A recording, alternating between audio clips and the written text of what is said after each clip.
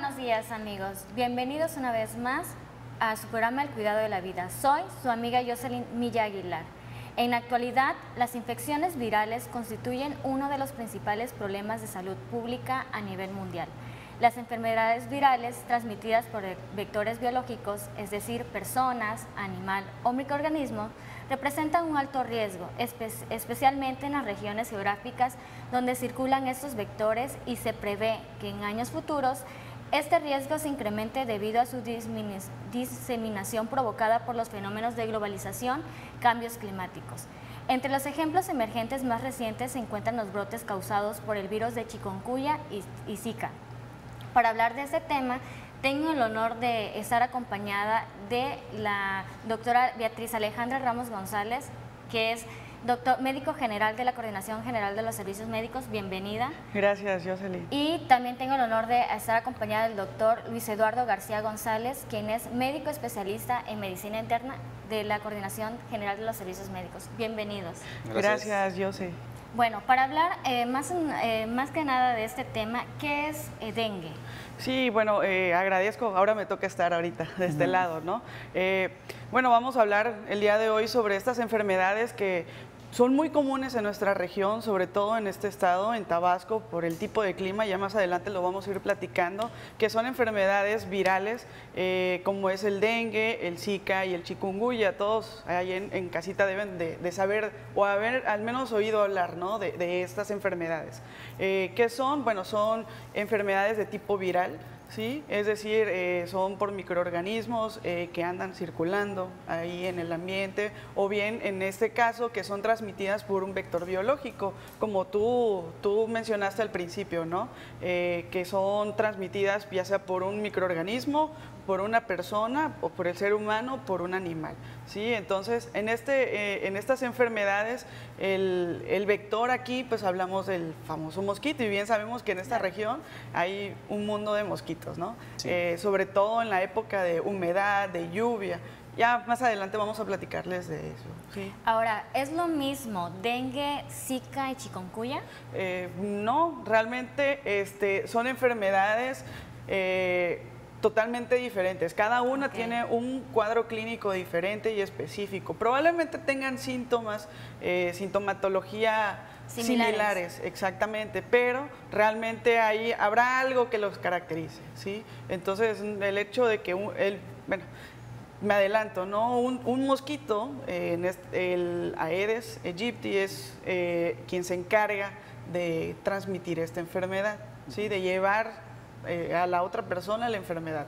Entonces, él puede ser que esté contagiado, digamos, de dengue, de Zika o de chikungunya. Entonces, son totalmente diferentes.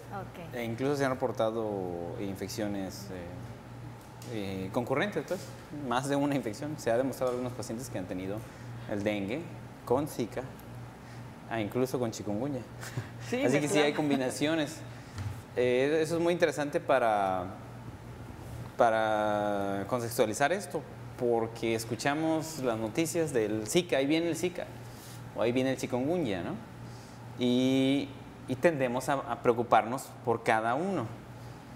Y precisamente por eso es que se engloban, porque se parecen y realmente no los puedes identificar. No puedes estar seguro,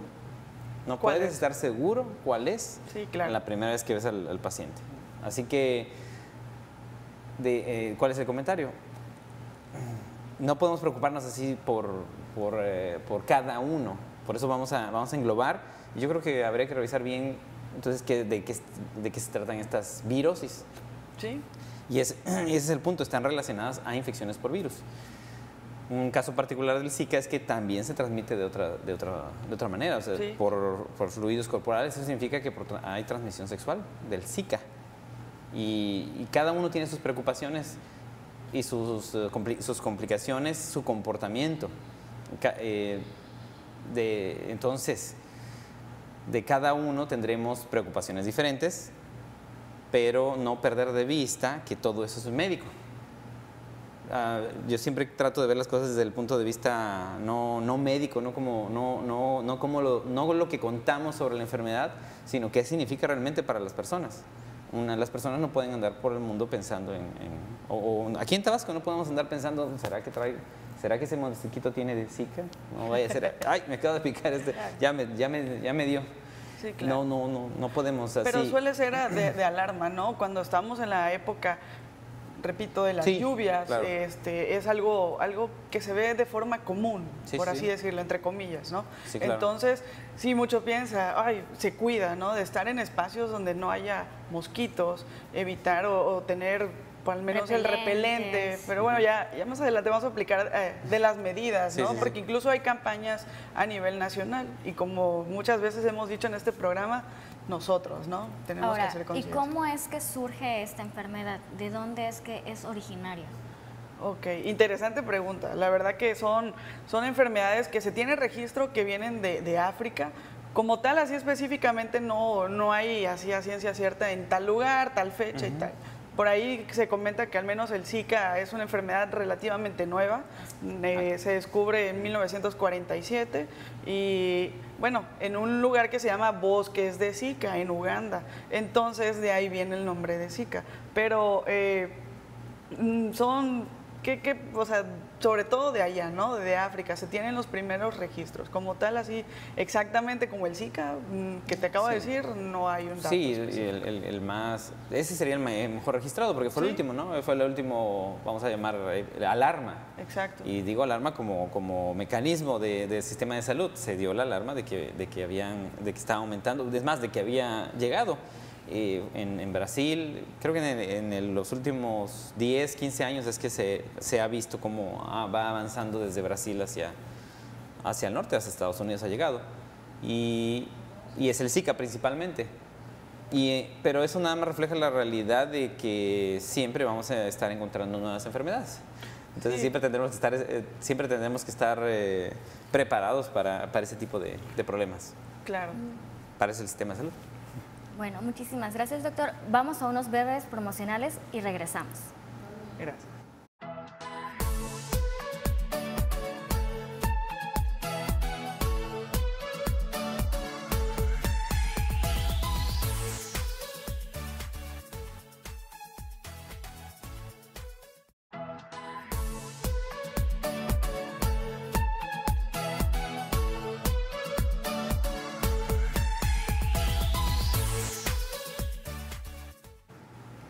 Continuamos en su programa El Cuidado de la Vida. Estamos hablando del dengue, Zika y chikungunya. Doctor, estábamos hablando de cómo se transmitía, dónde fue que surgió, pero ¿qué pasa si yo ya tengo el virus, pero lo desconozco y viajo a otro país? ¿Puedo contagiar a otra persona? Principalmente como esto es a través de vectores, y estos vectores están en lugares por debajo de los 2.000 metros a nivel del mar, que son un montón, pues, son un montón. Entonces, a donde vayamos que haya mosquitos, el mosquito adecuado que nos pique y ingiera nuestra sangre y se infecte, ese mosquito podrá ya transmitirlo. Lo demás, en el caso del Zika, también la transmisión sexual. Y ¿cómo es posible? Porque hay algo que se llama periodo de ventana. Y creo que eso confunde a muchas personas. En parte en juego, pero a veces veo que cuando están en la consulta sí lo toman en serio, de que acaban de empezar los síntomas de una persona, al día siguiente empiezan el del familiar y piensan que uno transmitió al otro. Y así normalmente así no funciona, hay un retardo. Es decir, realmente puede ser tan rápido como 3 días, ¿sí? Pero generalmente tarda por lo menos una semana o 2. Entonces sí te da tiempo de viajar. Ese es el problema. ¿Es el problema? No, eso es a lo que se refiere con globalización. Puedes estar en medio día a medio mundo, pues puedes estar hoy estamos aquí, mañana podemos estar en Europa o en África y en la noche quizá podríamos estar allá por Medio Oriente y así es como puedes transmitir. Por eso las alarmas, por eso el sistema de salud necesita estar preparado para este tipo de alertas. Esa es la globalización. También hay que tomar en cuenta que, bueno, lo acabo de decir, Todos estamos preocupados por lo que pueda llegar, pero también viajamos. De hecho, viajamos y los traemos. Claro. Entonces, parte de ese eso es lo que tiene que manejar el sistema de salud y necesita irse preparando para todo esa transmisión de los diferentes virus que existen. Claro, hay que tener perdón. No, nada más para concluir, entonces, pues realmente para transmitir a alguien más, en el caso del dengue o el chikungunya, tendría que infectarse primero el vector para el vector transmitirlo, porque es indispensable que pase un tiempo en el mosquito para poder ser infeccioso. ¿Sí? Okay. Claro, cada país tiene sus riesgos sanitarios, ¿no? También esa parte, o sus cuidados o sus medidas sanitarias, sobre todo, eso es lo que quiero llegar. ¿Qué quiere decir con esto? Que en México probablemente fue hace 2 años, ¿no? Que fue la alarma epidemiológica de Zika. Entonces, hace 2 años México no sabía del Zika. Digo, lo desconocíamos, claro, ¿no? La población en general. Pero te digo, en África o en otros lugares, Brasil, vino de Colombia, se tiene registro que la primera persona que se infecta aquí en México fue por un contacto a través de alguien de Colombia, ¿no? Digamos así. Entonces, en Colombia ya lo sabían, ¿no? O ya conocían esta enfermedad, pero aquí en México no. Entonces, no estamos exentos, como ya dijo el doctor, de esta parte, ¿no? De que nuestro país presente nuevas enfermedades, así como en otros lugares, ¿sí? Por ejemplo, tal vez aquí hay, no lo sé, dengue, pero en Estados Unidos no lo hay, ¿sí? Entonces, eso es lo que pasa con esto que vamos viviendo día a día, que como bien dijo el doctor, es la globalización. Nosotros viajamos a miles de lugares y no sabemos qué es lo que hay allá.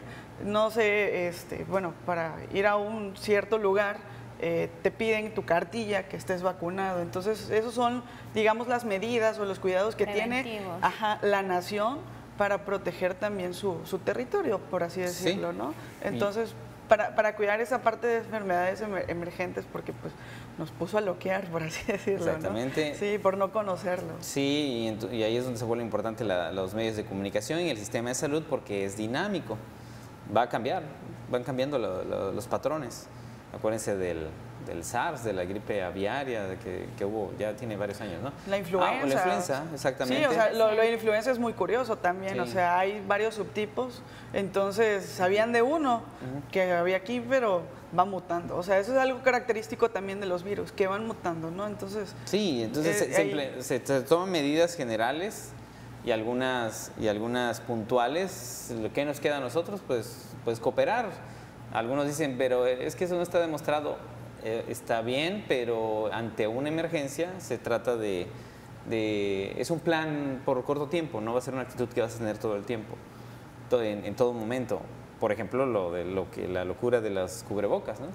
No, y como es algo nuevo para la población o para nosotros, ¿sí? Es como un miedo, ¿no? Que ¿sí? Lo nuevo nos da prácticamente miedo. Pues claro. Sí, justificado, no sabes y todavía no se mide bien cuál va a ser el riesgo. Por eso hay que ponerle atención a las palabras de epidemia y de alarma. Siempre he usado ese ejemplo y el ejemplo del miedo que nos dan las infecciones para la alarma y la epidemia que han dado sobre diabetes, pero bueno, ya no me meto en esos temas. Pero regresando entonces a los sistemas de salud, necesitan estar siempre alertas. Esos son los comunicados que deben hacer. Un punto importante sobre la pregunta de si yo viajo, puedo transmitir. No todas las personas que entró a su sangre el virus, que fueron infectados o estuvieron en contacto, van a desarrollar síntomas. Es decir, pudiste haber tenido Zika, pues bueno, entró el virus a tu sangre, el del dengue y el de la chikungunya, y algunos pues no se manifestó, no se dieron cuenta. Así que tampoco es un misterio de eso, de que pues es que nadie de mi familia o nadie conocido tuvo algún síntoma. No te enteras. Claro. No te enteras. Entonces, démonos cuenta que no es algo individual. Claro, sí, como experiencia, ¿no? Porque en un análisis que me hice, al menos yo, salió que yo tuve dengue, o sea, nunca tuve sintomatología. ¿Ah, sí? Eso es algo igual muy interesante, ¿no? Cada persona responde de forma diferente, tenemos el sistema inmunológico, organismos que están encargados de defender a nuestro cuerpo, entonces también igual el comportamiento de los virus, ¿no? En el cuerpo, pues como ya dijo el doctor, puede que dé síntomas y puede que no. Entonces, sí, veíamos ahí en pantalla igual del mosquito, es algo muy interesante las características. ¿Ya me voy a pasar a esto? Vamos, Alejandra, le interrumpo y vamos a ir a unos breves promocionales y regresando hablaremos de los signos y síntomas que hay en esta patología.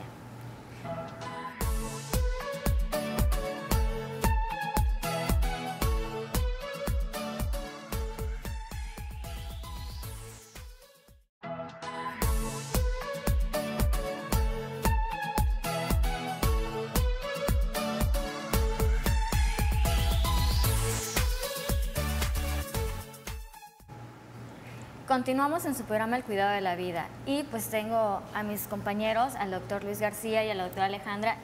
Continuemos con lo que estábamos hablando de los signos y síntomas de dengue, zika y chikungunya. Sí, claro. Bueno, antes de abordar esta parte sí me gustaría, si estuvieron viendo en pantalla el mosquito, ¿no? Eso, repito, estas enfermedades se transmiten a través de un vector biológico, en este caso es el mosquito. ¿Qué es vector? Es el elemento, digamos, que va a llevar la enfermedad de un lugar a otro, de una persona a otra, en este caso sería de una persona a otra, ¿sí? Entonces vemos ahí en pantalla, el mosquito es de una familia Aedes aegyptis, así se llama, y este mosquito es la hembra, ¿sí? La quien transmite estos virus. Y está caracterizada o es muy notorio si ven en sus patitas estos puntitos blancos. Algunas veces se logran ver los mosquitos, digo, vivimos en un lugar donde hay un mundo de mosquitos, pero así como que te pongas a ver mosquito por mosquito, yo creo que está muy difícil, ¿no? Pero bueno, entonces ahí aparece, ¿no? Si con detenimiento en alguna ocasión, ay, ves y el mosquito, mátalo. O hay mosquitos que son muy largos, muy grandes, y decimos, bueno, no sé, es mito, ¿no? Sí. Es que está lleno de sangre y lo voy a matar, ¿no? Sí, claro. ¿Qué sucede con esto? Bueno, este vector, te repito, tiene que haber una persona infectada para que llegue el mosquito. El mosquito no trae el virus de nacimiento, o eso que quede claro. Sí. Entonces, ¿qué pasa? Bien, estás yo enferma de dengue, zika o chikungunya, entonces viene el mosquito, la hembra, y me pica, y andan por mi casa, y va contigo, y ahí es donde viene lo interesante. Bueno, se supone que yo ya estoy, digamos, ¿no? Si tuve o no tuve síntomas, y ya va contigo y te pica y ya te infectas de este virus. Y ahí viene lo de los síntomas. Hay algo curioso, ¿sí? Algo como dato, igual que muchos no saben, creen, o bueno, realmente los especialistas o médicos o que estamos envueltos en esta área de salud sabemos, ¿no? Epidemiólogos, que eso es muy importante también. El dengue tiene 4 subtipos, ¿sí? Mucha gente lo desconoce y cree que nada más es un solo dengue, solamente uno. Zika y chikungunya hasta el momento solamente es un solo tipo. Entonces con el dengue hay 1, 2, 3 y 4. ¿Qué pasa? Hay 2 están clasificados, como muchos saben, hay el dengue normal y el dengue hemorrágico, y ahorita cambió la clasificación. Pero bueno, y ahí te digo, viene lo de los síntomas, ¿sí? Pero esta parte está interesante porque si a mí me dio dengue 1, ya no me puede dar dengue 1, pero sí estoy propensa a que me dé dengue 2, 3 y 4. ¿Cuándo y no cómo? Sabemos. ¿Quién sabe? ¿Sí? Exactamente. Entonces, esto es algo interesante y para ustedes, amigos, que igual lo tengan en cuenta. Y lo de los síntomas, como bien dijo el doctor, hay un periodo de ventana, puede ser que sea de aparición súbita o no. Cada uno, o bueno, los síntomas que más comunes son, digamos, un sarpullido, un exantema, que así le decimos, coloración roja en la piel, fiebre, que es el rash, exactamente. El sarpullido lo conocen más como sarpullido, ¿no? La fiebre es algo muy característico, muy característico. El dolor de huesos, dolor muscular, malestar general, a muchos se les pone rojo los ojos, y al menos en el dengue sí hay datos, ¿no? de sangrado, pero ya cuando son muy extremos. Sí. ¿Cómo podemos tal vez checar eso? Bueno, acudan con su médico, él le mandará una serie de estudios, ya más adelante platicaremos de esto, para poder pues llegar a tiempo, ¿no? Ahora, ¿se puede confundir el dengue con alergia? Sí, Sí, en algún momento. en algún momento. Sí, y eso es lo más importante de la medicina. Pues, por eso hay que acudir al médico. Voy a aprovechar aquí para tratar de dejar en claro algo que sí creo que es sufrimiento para la persona que llega a ser paciente. ¿De qué se trata cuando un médico te va a valorar? El médico no es importante que llegue al diagnóstico y la verdad, llegar a la verdad de lo que está sucediendo, pero el papel del médico es el de proteger la salud. El médico protege la salud, ni siquiera la da, solamente la protege. Lo más cercano, y este ejemplo lo he estado dando últimamente, lo más cercano que puedo decirles de qué hace el médico, sobre todo en algo de urgencias, cuando lleguen alguien llega por fiebre, ¿no? Claro. Fiebre fuerte. No sabes qué es, puede ser de todo. Y sobre eso desarrollamos más. Pero bueno, entonces, imagínense que tú estás encargado de proteger a un presidente, ¿no? Como las películas estas, tú eres el guarura, eres el guardia del presidente. Ese sería el papel del médico. Tú tienes a tu presidente, a tu cliente, y tú lo tienes que mantener, tienes que protegerlo. Vamos a ponernos a imaginar algo agresivo, ¿no? Estás en un lugar público, empiezas a escuchar algo que parecen disparos o mucho alboroto. Sí, si no es muy fuerte, pues tratas de averiguar. Pero si de plano ya parece que es peligro, Te escondes. Corres tu a reacción, protegerte. proteges, dices, ¿dónde está? Primero empiezas a ubicar, ¿dónde está? ¿Dónde está mi presidente? ¿Dónde está mi paciente? ¿Dónde está? Eso es lo que me interesa. Primero, porque si lo pierdo ya no lo protejo. Claro. Bueno, primero lo ubico, lo reviso, ¿no? Luego, si noto que las cosas se están poniendo difíciles, yo ya tengo un protocolo. No voy a correr desesperado por donde sea. Ya sabemos cuáles son las vías por las que tiene que salir. Claro. Porque al final de esa vía te está esperando el lugar de protección. Bueno, entonces ya reconociste a tu paciente, notas que hay gravedad y lo proteges y sales corriendo de ahí. Tu objetivo es llegar a la zona de seguridad, no averiguar qué está pasando, ni quién, ni por qué. ¿Sí? Eso es lo que hay que tener en cuenta cuando un médico te está valorando. Sí sería muy bueno, pero si las cosas están muy graves, lo que te interesa es llevar al paciente a la zona de seguridad. Ya una vez que lo tengas seguro, ahora sí te pones a repeler, a averiguar quién es, ya lo mandas a un lugar seguro, ya aseguraste la protección. Y ahora sí te pones a averiguar. Si en el camino de la seguridad tienes que repeler, pues lo vas a hacer. Antibiótico, lo que sea. Por eso, a veces cuando se tiene, vamos a hablar del dengue, que está la fiebre fuerte, a veces tienes que usar antibióticos. Claro. A veces decides, aunque pueda ser dengue, ¿no? Ok. Bueno, vamos a ir a unos promocionales, pero les dejo una pregunta al aire. ¿Quiénes son los más vulnerables para tener dengue, zika y chikungunya? Ok.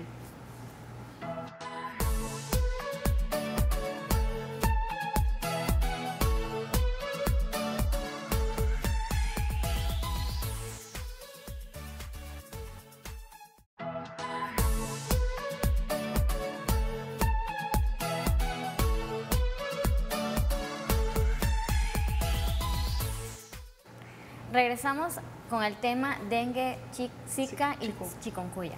Doctor, lo había interrumpido. Sí, entonces continuábamos de que a veces en el tránsito entre identificar al paciente en dónde está, en el ejemplo de que somos los que protegemos a la persona, a veces antes de llevarlo a la seguridad, es decir, que no tenga fiebre, que no le falte el aire, que no sangre, cualquier complicación, a veces tenemos que tomar decisiones y depende del ambiente. Por ejemplo, si estás en una alarma. Es diferente ahora que no hay ninguna alarma en especial sobre dengue, por ejemplo, y hace 2 años que había una epidemia, que incluso se rompen algunas reglas. Por ejemplo, el dengue, antes de estas epidemias que tuvimos hace unos años, si más de un miembro de la familia tenía fiebre, era menos probable que fuera dengue, ¿sí? O sea, si nosotros recibíamos a alguien con las clásicos síntomas de dengue, que es una fiebre alta con dolor muscular, si alguien de su familia también tenía estos síntomas, pues era poco probable que fuera dengue, porque normalmente, por un vector, como ya lo mencionamos antes, pues no es directo, sino tendría que haber un vector, lo hace más difícil. Pero en esa época que estuvo fuerte esa epidemia, llegué a atender familias con 4 integrantes afectados por dengue, demostrado. Sí, claro. Entonces, eso se sale de lo normal. Entonces, dense cuenta cómo las decisiones cambian. Remito de nuevo, la respuesta es, se puede confundir en la primera ocasión estos problemas con alergia, poco probable, pero sí siempre. Sí. Entonces, acuérdense que a los médicos nos interesa proteger. Claro. Primero, si tienes todo el tiempo, si el paciente está muy bien, bueno, primero averiguamos. Pero si el paciente tiene un problema y lo identificamos como grave, tenemos que actuar con los riesgos que eso trae. Claro, yo creo que aquí hay 2 puntos, ¿sí? Ubicarnos en situación como médico y en situación como paciente, ¿no? Como médico, bueno, tenemos la obligación, sinceramente, de estar al pendiente de lo que sucede al día con día en cuestiones de salud. Si viene un paciente a mi consulta y estoy en la temporada de lluvia, donde digamos que aunque sea por oído, escuchó que hay muchos casos de dengue, sí. Oye, trato de aterrizar si mi paciente tiene tal y tal cosa, ¿no? Entonces esa es parte de nosotros darle la seguridad al paciente. Como bien dijo el doctor, es ubicarlo en el contexto. Oye, vive en X ranchería donde hay mucha agua, ahorita explico por qué el agua, y hay muchos mosquitos, ¿no? Hay mucho pantano, puede ser también, árboles, aguas contaminadas, etcétera, ¿no? Estancadas. La basura y la chatarra. Que son los lugares que nos hacen más vulnerables para tener. Exactamente. Entonces, obviamente, primero ubicar a tu paciente en el contexto, que fue lo que quiso decir el doctor, y llevarlo a toda tu interrogación hasta poder asegurar, bueno, el diagnóstico presuntivo, ¿no? El probable, porque bueno, ya para llegar al 100%, pues se hay otro tipo de cosas, ¿no? Me dirijo a los televidentes, ¿por qué? Porque esto es algo que sí me gustaría que quede claro para ellos, porque puede ser, te digo, que todos tienen al menos las mismas características, ¿sí? De este enrojecimiento de la piel, como tú dices, que se puede, el rash o sarpullido, como dicen, la fiebre, el malestar general, también enrojecimiento de los ojos, dolores musculares. ¿Qué caracteriza a una de la otra? Como todos tienen más o menos el mismo conjunto de síntomas y signos, al menos el dengue sí se caracteriza por eso, como por el dengue hemorrágico. Digamos que es así como que lo más extremo que puede llegar el dengue, pero ya expliqué que hay 4 serotipos y 2 dan hemorrágico y 2 no dan. ¿Cuál te va a picar? No sabes. Sí, entonces hay que estar muy pendientes, por eso acudir con el médico. Al menos con el Zika sí es la conjuntivitis es muy marcada, es decir, el enrojecimiento de los ojos. Y el chikungunya, como ya en su momento también habrán oído, está la enfermedad de quebrantahueso, que quiere decir que hasta se encorvan, los pacientes de tan fuerte el dolor que presentan en las articulaciones y músculos. Ojo, no quiere decir que si porque me duele mucho el cuerpo y me estoy encorvando del dolor, tengo chikungunya. O sea, no quiere decir que eso sea algo... Pueden ser otros factores. Exactamente. Todos los signos y síntomas que cualquier persona podamos presentar puede ser por una enfermedad, ¿sí? Entonces, pero sí son como que los puntos más específicos y sí me gustaría que quede claro.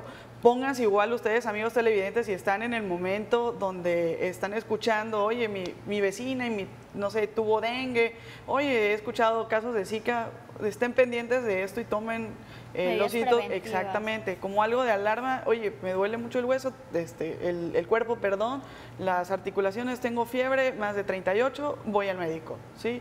Algo muy curioso es que todos se automedican, ¿sí? El famoso paracetamol, que no debería de decirlo, pero bueno, algo que vi yo ayer, al menos que fue a la farmacia, fue, quiero tal medicamento, luego no saben qué consecuencias tiene, ¿sí? Eso, bueno, ya sale aquí de poquito de contexto, pero vamos y compramos los medicamentos a libre demanda sin saber qué consecuencias pueden tener, ¿sí? Y eso es muy importante porque cuando tenemos dengue se recomienda no automedicarse y muchas veces tomamos ese medicamento y nos puede llevar a un problema cardiovascular, que obviamente lo vamos a hablar en un momento más, pero sí es importante decirles a las personas que nos están viendo no automedicarse para ningún problema de salud, porque no sabemos el riesgo que podemos llegar a tener y sobre todo si tenemos un problema renal o un problema de hígado, es importante no tomar estas medidas, acudir a su médico principalmente. Doctora, Sí, claro. ¿Y quiénes son los más vulnerables para tener este contagio? Bueno, en general todos somos vulnerables, ¿sí? Claro. Estamos expuestos a estas enfermedades. No quiere decir que yo tengo una barra mágica protectora y no me va a picar el mosquito y no me va a dar, ¿sí? Entonces, te digo, vivimos en un estado altamente poblado de mosquitos. Entonces, esto sí es algo que sí debe de, obviamente, pues tener mayor cuidado, ¿no? Personas que estén con inmunodepresión, es decir, personas que tengan un estado inmunológico bajo o débil, por así decirlo, los niños, obviamente, Sí. y los adultos mayores. Entonces, sí hay que tener un poco más de cuidado en ellos. Sí. Bueno, vamos a unos breves promocionales y continuamos en su programa El Cuidado de la Vida.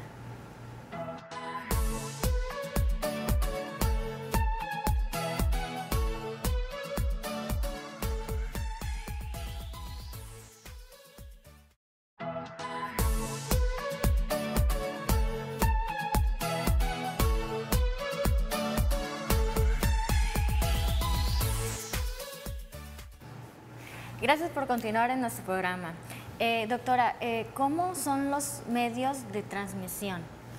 Ok, como ya mencionamos, es a través del vector, ¿no? Ojo, el mosquito. Pero hay al menos el Zika ya está estudiado y comprobado que es a través también de fluidos corporales. Es decir, sí, de transmisión de tipo sexual, Sí. fluidos corporales, sangre es un fluido también, Sí, claro. orina también es un fluido corporal. Sí. ¿Qué otra cosa? Y algo muy interesante al menos del Zika. Me enfoco a eso porque el chikungunya y el dengue realmente es, ya sea también por transfusión sanguínea, pero ya sea que te expongas a una transfusión sanguínea y por el mosquito, nada más. Pero ojo con el Zika, el Zika sí, puede ser a través de los fluidos corporales, te repito, transmisión sexual, y también lo que llama mucho la atención, transplacentaria, ¿sí? El Zika sí tiene, bueno, en un momento el doctor nos va a hablar de las complicaciones de estas enfermedades, sí. Pero sí el Zika se puede transmitir de madre a hijo. Entonces, y imagino que el bebé tiene un riesgo alto de una enfermedad. ¿De alguna complicación? Sí, Sí, claro, bueno, sí. de hecho con esos estuvieron, con justa razón pues, estuvo nada más con saber que puede provocar aborto. Nada más. Pero aparte le dieron algo de énfasis a la microcefalia. sí. Porque es algo impresionante, pero tenga en cuenta también aborto, o sea, provoca abortos. Y lo de la microcefalia, pues sí es una malformación en la que es trágica porque finalmente sí llega a crecer el producto, nace, pero pues no tiene oportunidades de sobrevivir porque el cerebro no se desarrolla. Sí, Entonces claro. sí es trágico esa complicación, ¿no? Claro. Es muy trágica y sí se dieron casos. Claro, nada más de microcefalia es Hasta en Estados Unidos. que bueno, vemos la cerebro. imagen, el cerebro del perdón, bebé no desarrolla como debe desarrollar, digamos que está más chico de lo que debería de estar, en palabras así muy, para que puedan entenderlo. Así es, y y eso es algo eso muy es algo grave, grave, esa es una de las complicaciones muy, obviamente, interrumpe el embarazo, se provoca el aborto, por ende pues no hay producto, ¿no? Y si se llegara a lograr el producto, esas son las complicaciones más graves. El riesgo que puede Sí, llegar el a riesgo. presentar. No sé, ya aquí el doctor va a hablar de las complicaciones de dengue, las personas que están más susceptibles también. Claro. Doctor, Sí. habíamos hablado de la automedicación. Ah, bien.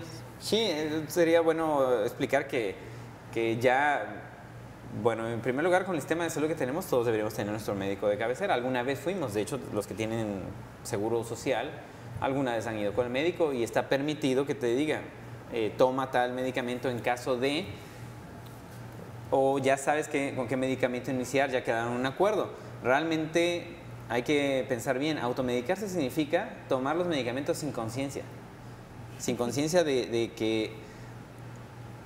que si no funciona, ya quedaste en el acuerdo con tu médico de que te duele la cabeza, tomas el paracetamol, si no funciona tienes que darle seguimiento, tienes que acudir al médico en algún momento. Se permite a veces iniciar así de manera rápida algún medicamento, pero eso es un acuerdo ya que llegas con tu médico. Eso no sería automedicarse, porque quedaste en acuerdo con tu médico, ya lo platicaste. Ahora, el que nunca ha ido con un médico y no planea ir con el médico, eso es automedicarte. Claro. ¿Sí? Lo que de plano sí no se recomienda para nada, ni iniciar sin haber sido consultado por médico, es el antibiótico. De eso sí hay un programa importante de no usar antibióticos. No es un daño directo que te vas a provocar, sino vas a provocar daño a todos. Es una responsabilidad social el no estar usando antibióticos a destiempo o sin indicación, ni modo. Aquí no, a mí no me gusta espantar. En cuanto a los antibióticos, en otros medicamentos sí, pero en cuanto a los antibióticos, vamos a suponer que no te provocan nada, pero pues estás poniendo en riesgo el tratamiento de las infecciones de la familia y de la sociedad. ¿Sí? Ese es un problema grave que tenemos, el abuso de los antibióticos.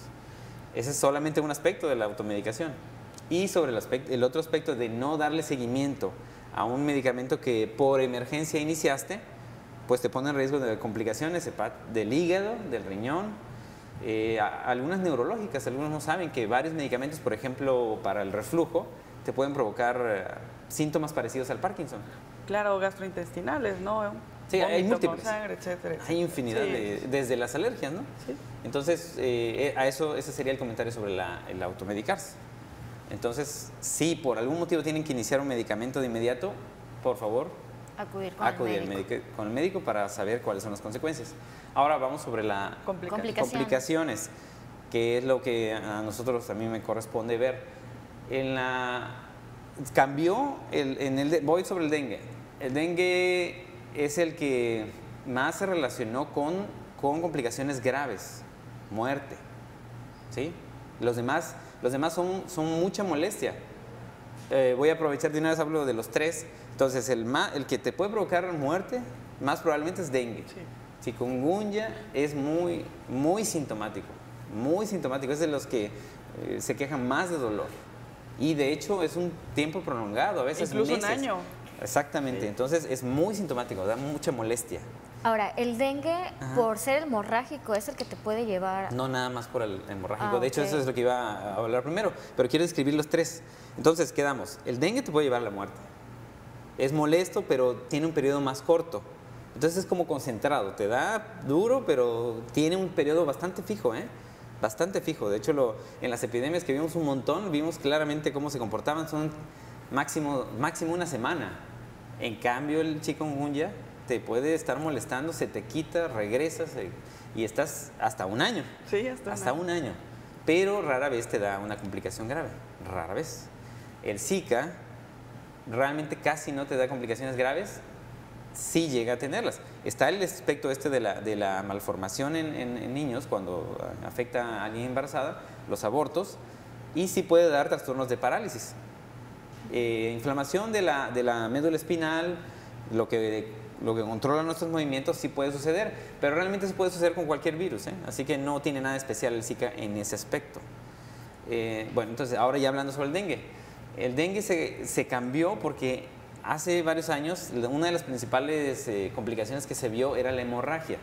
Por eso todavía se escuchan algunos spots que hablan del dengue hemorrágico, porque sí, algo que sucede con todos los virus, con todos, incluso la gripe, es que las plaquetas se bajan y puede sangrar. Vamos a unos promocionales y continuamos.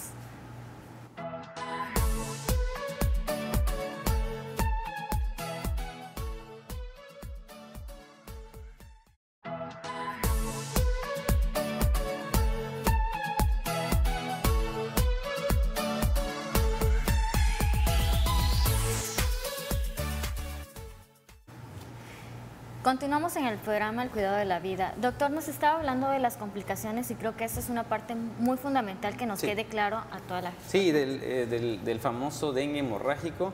Créeme, bueno, ya para ser más rápidos, no es lo único que puede provocar también rara vez hepatitis, pero principalmente lo que vimos en la última, al menos yo que estuve atendiendo pacientes en hospital, en todas las infecciones de virus bajan las plaquetas. El que baje la plaqueta no te va a provocar sangrado. De hecho, casi no hubo problemas de dengue hemorrágico. Fue un cambio de comportamiento, no nada más por el virus, sino toda la interacción entre las personas y el virus. Finalmente no hubo tantas complicaciones de hemorragia. Sí hubo muertes y no fueron por hemorragia, fueron por algo que se llama choque. Choque significa, es un estado en el que falla la circulación, baja la presión y esto te lleva a trastornos en la sangre que finalmente provocan un colapso y un paro circulatorio. Eso fue lo grave. De eso murieron varios. De la última, de hace 2 años, las muertes que existieron fueron por choque por dengue. Sí, interesante, un cambio. ¿Por qué? Porque recuerdo que hace 6 años hasta carpas habían afuera de los hospitales. Exactamente. Y por los altos casos.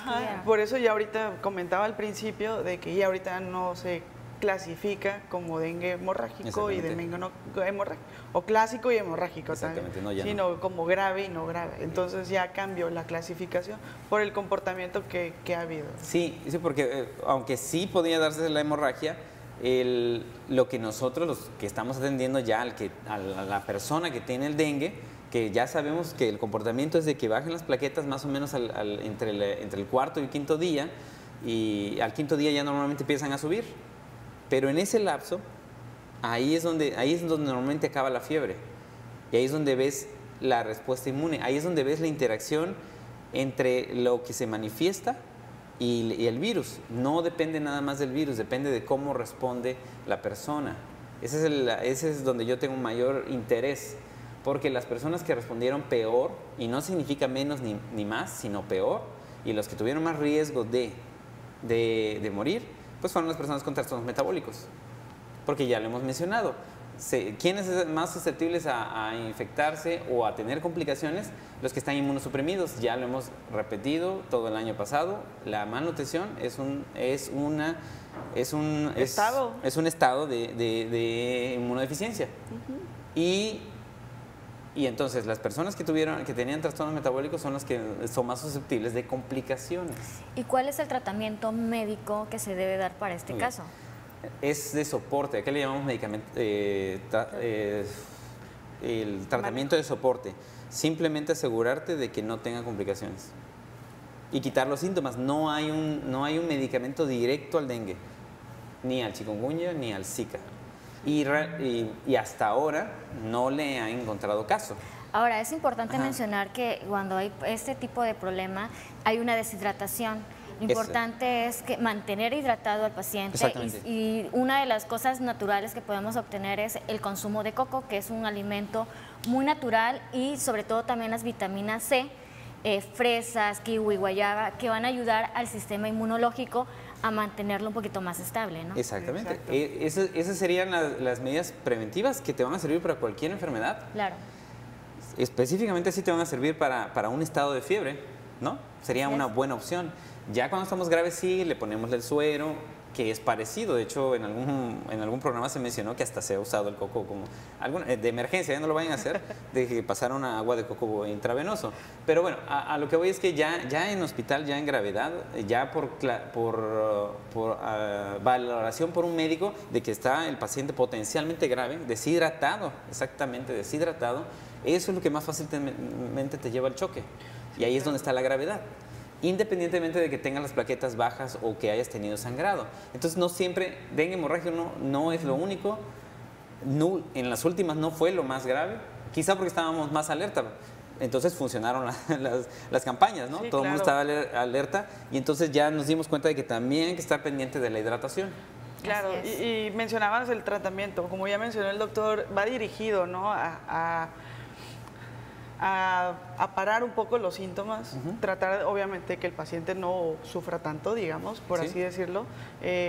Y obviamente ya la parte de complicaciones pues ya corresponde también al médico detectarlas y canalizarlo oportunamente a donde debería de estar, ¿no? En un hospital o a una atención de segundo nivel con un especialista. Si ya el médico general, el que está en la comunidad, en un centro de salud, ya no puede más o ve que esto ya se sale de sus manos y no es como él creyó que era al principio, ¿no? Ya lo canaliza, ¿no? Y algo también es la responsabilidad de nosotros, ¿sí? Mencionaba del agua. ¿Por qué? Porque el mosquito prolifera también en estanques.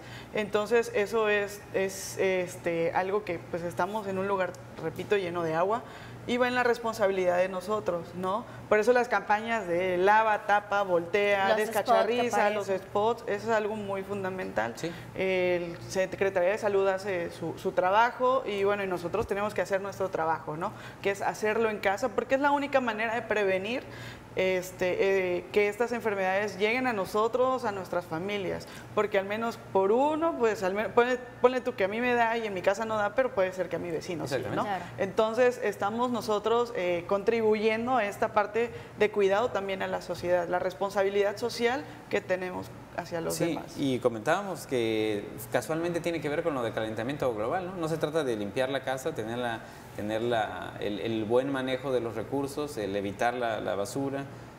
Sí, y los encharcamientos. Sí, claro, claro. Es redundante, ¿no? Es mantener limpio, ¿no? Las zonas de nuestra casa, si tienen cubetas, tiren el agua, voltéenlas en temporada de lluvia y evitar que esto siga proliferando. Agradezco la compañía de la doctora Alejandra, el doctor Luis García. Es un tema muy interesante y sobre todo, como bien decíamos, le decía la doctora Alejandra, es importante tomar en cuenta las campañas preventivas que hay, hacer lo que nos piden, no tener aguas estancadas, voltear las cubetas, entre otras cosas, para evitar este contagio. No olviden sintonizarnos en el próximo programa y les deseo a las mamás el día de mañana un feliz día, que se la pasen muy bien. El Cuidado de la Vida les desea feliz día.